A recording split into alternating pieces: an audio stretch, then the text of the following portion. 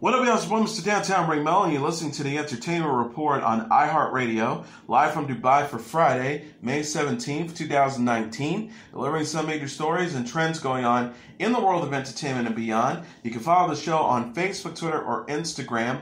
Facebook.com/The Entertainment Report with Ric Melo, that's RAYMELO, on Twitter at The Enter Report, or on Instagram at The Entertainment Report. You can listen to the show anytime you want on iHeartRadio. Just go to iHeart.com or your iHeart phone app, search for The Entertainment Report, and it'll take you to the page.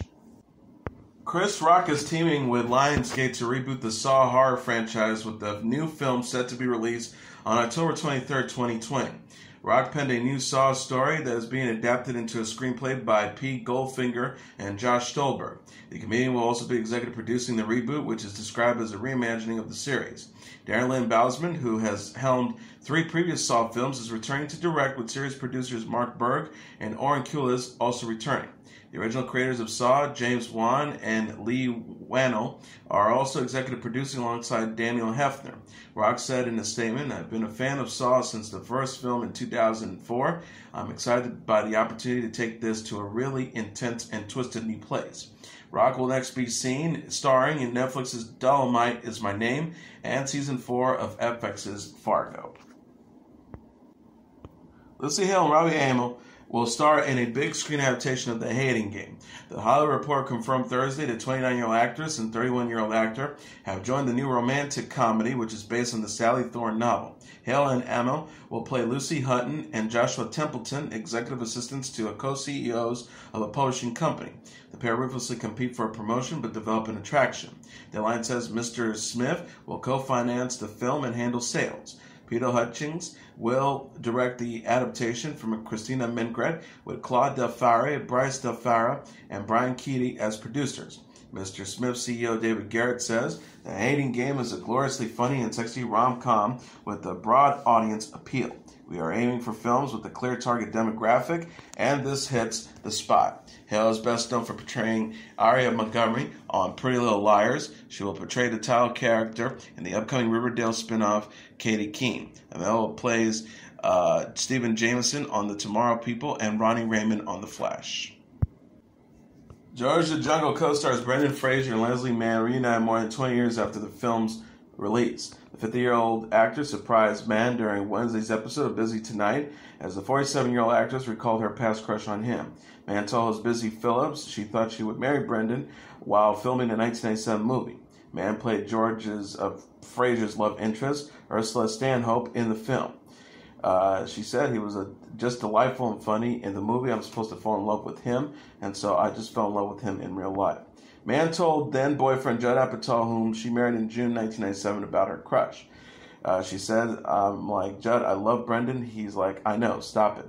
I started getting really weird around Brendan at work, because he's like naked all day long. Fraser shocked Mann by walking out on stage and presented her with a bouquet of flowers. The pair sat down with Phillips while Mann recalled a scene on George the Jungle where Ursula voiced her love for George. The actor says, "I would start to well up because I did love him." Apatow, whose parents, the daughters Maud and Iris with Mann, reacted to Mann and Fraser's reunion in a tweet Wednesday. The director wrote, "I have mixed feelings about Leslie declaring her love for Brendan. I get it, but it does hurt." At Busy Tonight TV, at Busy Phillips. Apatow said Thursday the reunion was a great segment. Mann will next star in the movie Motherless Brooklyn with Bruce Willis and Edward Norton. Fraser plays Cliff Steele, a.k.a. Robot Man, in the DC Universe series Doom Patrol. Howard Stern told Jimmy Fallon on The Tonight Show he regretted his interview with late comedian actor Robin Williams. Stern was present on Wednesday to promote his first book in over 20 years, titled Howard Stern Comes Again. The radio personality recalled some of his most interesting interviews and said that his chat with Williams was one of his biggest regrets. Stern said, before describing his interview with Williams, "Early on in my career, I was so crazy I couldn't allow anybody to shine in an interview." Stern continued, "I couldn't allow him to talk, and I was so caught up in being outrageous that right away I just started hammering him with the questions about his nanny and that he married his nanny, and he got very insulted." He said, as I went through psychotherapy and I started thinking about people, I can only think about Robin Williams and how it went wrong, before mentioning how years later he wanted to call Williams to apologize, only to find out that he died that same day. Williams died by suicide in August 2014. Stern, who referred to his book as a celebration of some of his best interviews, mentioned how Fallon is featured in the book discussing how he messed with President Donald Trump's hair in the lead-up to the 2016 presidential election. The infamous moment, critics have said, helped Trump get elected. Stern said, defending Fallon, "I thought the bit was fantastic. It was absolutely absurd, this whole idea that you humanized him. I didn't buy into it, and I thought the bit was solid." Sarah Jessica Parker is putting a disgraceful report about her marriage to rest. The 54-year-old actress Slam reports she had a screaming match with her husband, actor Matthew Broderick, in London ahead of their 22nd wedding anniversary. Parker shared a screenshot Wednesday on Instagram of a request for comment from the National Enquirer and called out the tabloid in the caption. Parker wrote, "Just like clockwork, over a decade of the same untrue, disgraceful nonsense, as usual days ahead of our anniversary on May 19th, the National Enquirer is making its annual best efforts to fabricate and undermine, this time a blissful 4 days with my husband in London." She says there was no screaming match as alleged in a restaurant or on the street, nor there was a confrontation as alleged about his time in London. My children and I are enormously proud of the work he is doing. The star asked, "Hey, National Enquirer and your sister publications, why not celebrate a marriage of 22 years and a relationship of 27 years? Because despite your endless harassment and wasted ink, we're nearing 3 decades of love, commitment, respect, family, and home." Broderick is in London to make his West End debut in the play The Starry Messenger. Parker shared a slideshow photo Saturday on Instagram from her time with Broderick in the city. She captioned the post, "Scenes from a rendezvous with a London working husband, included among them my new favorite weed shop at Kensington High Street Tube Station, the fantastic Van Gogh exhibit at Tate Britain, discovering the British painter at Lynette, I am the Daboki, and my hands feet broadly holder." Parker and Broderick married in May 1997 and are parents to 3 children, 16-year-old son James Wilkie, and 9-year-old twins daughters Marion Loretta and Tabitha Hodge. Parker is known for playing Carrie Bradshaw on the HBO series Sex and the City and Frances Dufresne on Divorce. She reprised Carrie in the Stella Artois Super Bowl commercial in February, also featuring Jeff Bridges. Boston Rob Mariano and Sandra Diaz-Twine will return to Survivor as mentors in the new season. A reporter confirmed Wednesday the former Survivor winners will coach contestants in Season 39 Island of the Idols, which premieres in the fall.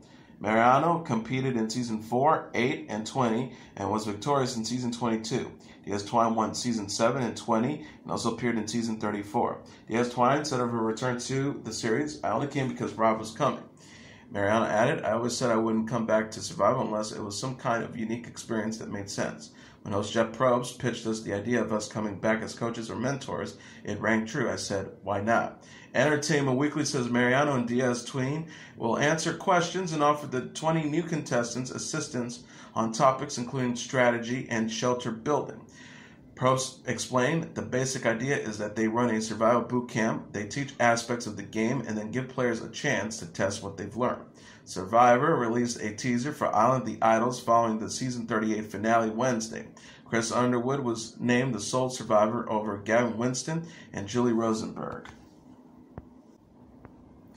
Ellen Pompeo is showing her support for Kelly Ripa following the star's comments about The Bachelor. The 49-year-old actress stood up for Ripa in a tweet Thursday amid the talk show's host feud with The Bachelor creator Mike Fleiss. Pompeo slammed Fleiss for his comments about Ripa, who hosts Live with Kelly and Ryan on ABC, the same network as The Bachelor.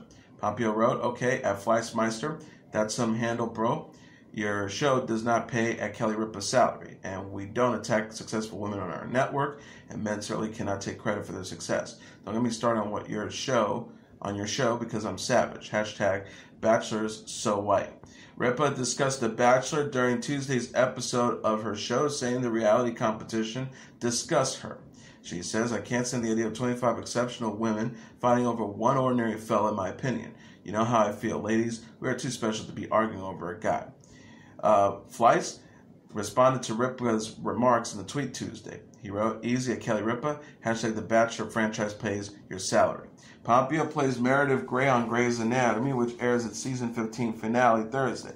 The actress discussed the show's future in an interview with USA Today in February, saying that she never takes anything for granted. The world's deadliest assassin John Wick has invaded Fortnite in a new crossover event for the online multiplayer shooter. Players can purchase in Fortnite a John Wick costume to appear as the film's character, portrayed by Keanu Reeves, and take part in a limited-time mode titled Wick's Bounty. Fortnite developer Epic Games said about the mode on Thursday, "Stay alive and collect golden tokens by eliminating other bounty hunters. The first one to fulfill the order wins, but be careful how far ahead you get, as you will become a target for everyone." Epic Games released a cinematic trailer of John Wick confronting Fortnite's The Reaper, who fans would often compare to John Wick. The crossover comes as Reeves' John Wick Chapter 3 Parabellum is set to arrive in theaters on Friday. Lionsgate and publisher Good Shepherd Entertainment recently announced that a John Wick video game is in development for consoles in PC. Fortnite recently co-hosted an Avengers-themed crossover event that featured Thanos and allowed players to use weapons such as Captain America's shield and Thor's hammer. World-renowned architect I.M. Pei died at the age of 102, his family said Thursday. Pei's son Lee Chung-Pei, who is also an architect, told the New York Times that his father died overnight. Throughout his career, Pei designed multiple landmark structures, including the East Building of Washington, D.C.'s National Gallery of Art, the Rock and Roll Hall of Fame in Cleveland, and the Glass Pyramid at the entry of the Louvre in Paris. Pei was born on April 26, 1917, in Guangzhou, China, as Liu Ming Pei. His father worked as a banker, and his mother was an artist. He immigrated to the United States for college and attended the Massachusetts Institute of Technology, where he received a bachelor's degree in architecture in 1940. While at MIT, Pei volunteered for the National Defense Research Committee, where he worked fusing bombs during World War II. Pei taught at Harvard briefly and planned to return to China when William Zeckendorf recruited him to join his architectural firm Webb and Knapp in 1948. Pei worked designing buildings across the country and taking his own commissions, including the Luce Memorial Chapel in Taiwan and the Green Earth Science Building at MIT until 1960, where he launched his own independent firm, the I.M. Pei & Associates. Upon starting his own firm, Pei designed numerous structures in New York, including the National Airlines Terminal at JFK Airport and the Newhouse School of Communications at Syracuse University. He gained notoriety as an architect after Jacqueline Kennedy selected him to design the John F. Kennedy Library in 1964. Pei was honored with numerous awards for his work, including the Pulitzer Prize, the Presidential Medal of Freedom, which is considered one of the highest honors for an architect. He is survived by his son Lee Chung-Pei and Ching Chung-Pei. His wife Ellen Lu Pei died in 2014, and their oldest son Ting Chung-Pei died in 2003 at the age of 57. Pei was 102. Wrestling legend Ric Flair was taken to an Atlanta hospital Thursday for unspecific reasons. TMZ Sports reported Thursday that Flair had a very serious medical emergency and was rushed to the emergency room. Conrad Thompson, Flair's son-in-law, confirmed the wrestler was in the hospital, but said the situation is not as grave or serious as TMZ makes it out. Thompson told 5foot.com his father-in-law was actually in the hospital for a planned procedure. Flair, who's a 16-time world champion, is set to appear at a Las Vegas convention next week. Flair had a near-death experience in 2017. He was placed in a medically induced coma and spent 10 days on life support after suffering heart and kidney failure. His daughter, Charlotte Flair, is an 8-time WWE Women's Wrestling Champion. Britney Spears' longtime manager Larry Rudolph has clarified comments he made recently about her career, stating that he doesn't know if or when she might perform again. Rudolph made headlines on Wednesday for comments he made to TMZ about the status of her career. The interview came amid reports and rumors about her well-being and after the pop star had canceled her Las Vegas residency to care for her ailing father. Rudolph said to Billboard, "Other media sources seem to be picking up my quotes from TMZ as implied that Britney will never work again. That's not what I said."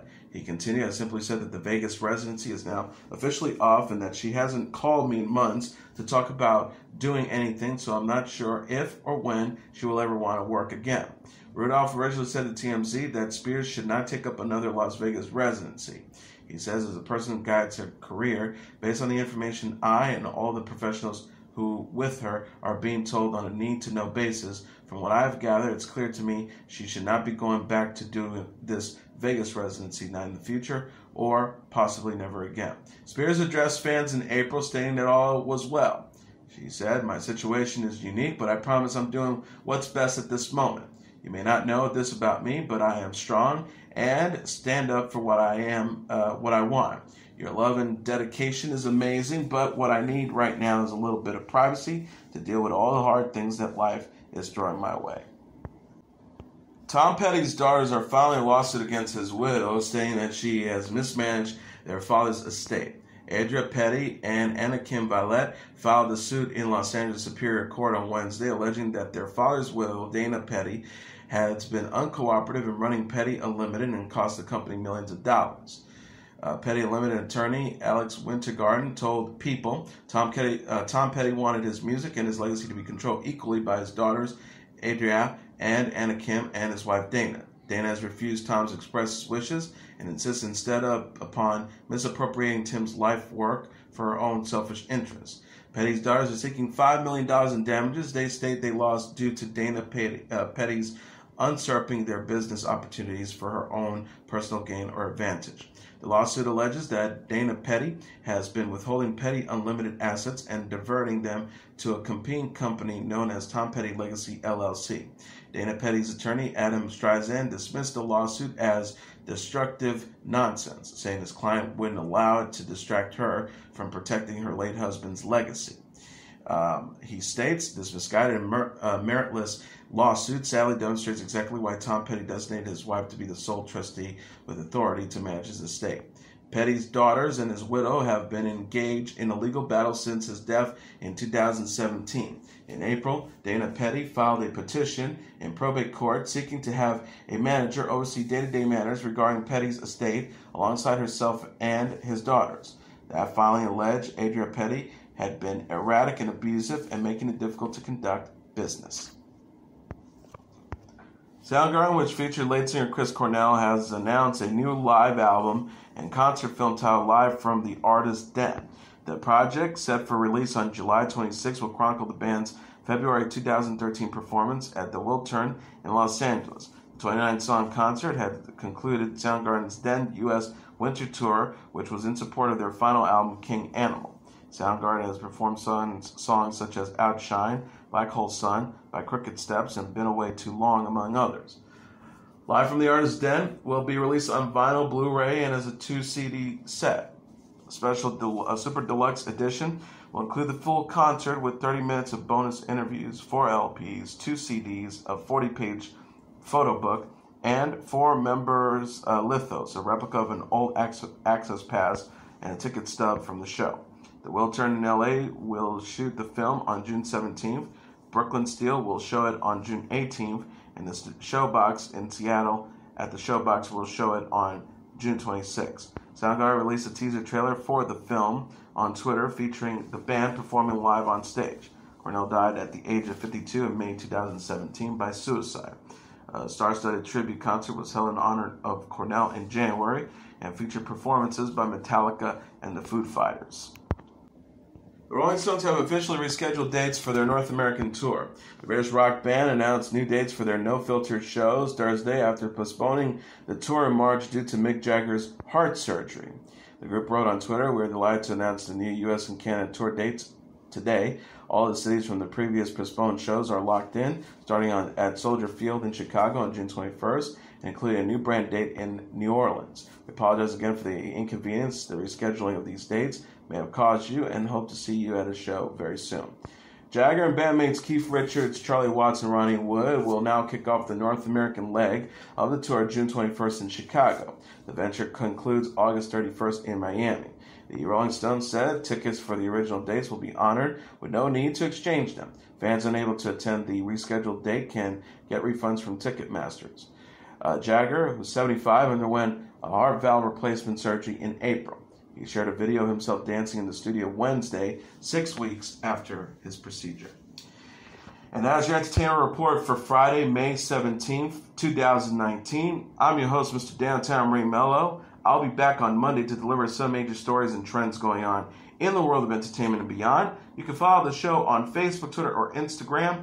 Facebook.com/Entertainment Report with Ray Melo. That's REYMELO. On Twitter at The Enter Report, or on Instagram at The Entertainment Report. You can listen to this episode or any previous episodes of The Entertainment Report anytime you want on iHeartRadio. Just go to iHeart.com or your iHeart phone app, search for The Entertainment Report, and it'll take you to the page. Everyone have a great weekend. Good night, and God bless you all.